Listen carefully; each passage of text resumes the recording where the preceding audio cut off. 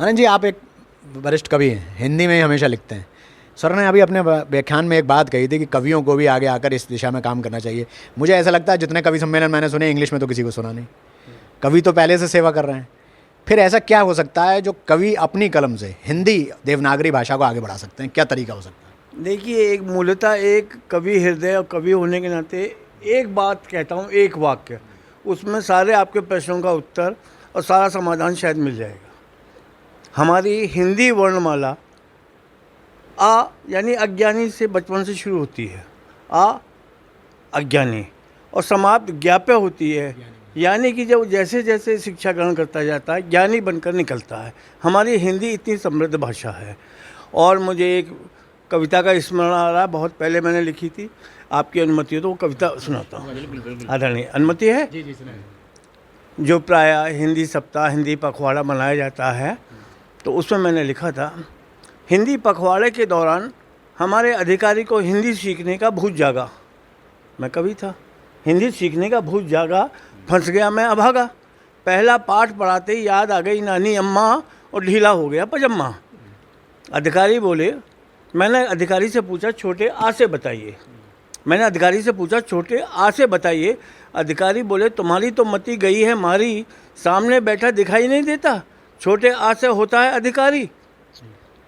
मैंने कहा सर बड़े आ से। बोले, कवि हो या मिठाई संदेश, बड़े आ से होता है आदेश। मैंने कहा बड़ी ई से वाक्य प्रयोग करके दिखाइए।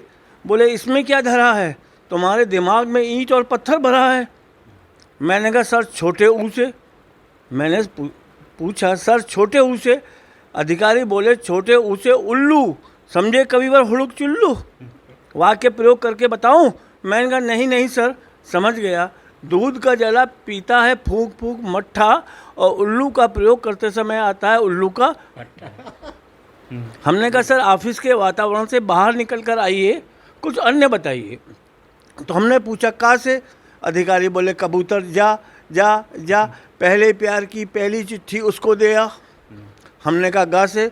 अधिकारी बोले, गा गा गाए जा, जब तक है फुर्सत स्टेनो पटाए जा। हमने कहा घा से? अधिकारी बोले, घड़ी घड़ी मेरा दिल धड़के, हाय धड़के, उसको देख बार बार आँख फड़के। मैंने कहा सर चा से? अधिकारी बोले चा से? मैंने कहा सर चा से? अधिकारी बोले, चलो इश्क लड़ाएं, चलो इश्क लड़ाएं। मैंने कहा सर आपका हिंदी ज्ञान तो अच्छा खासा है, विडम्बना देखिए। मैंने कहा सर आपका हिंदी ज्ञान तो अच्छा खासा है, साहित्यिक पुरस्कार मिलने तक की आशा है, आप तो अच्छों को हिंदी पढ़ा देंगे, अकादमी वाले रजिस्टर में आपका नाम चढ़ा लेंगे। अधिकारी बोले, गौतम जी ज़्यादा चमचागिरी मत दिखलाओ।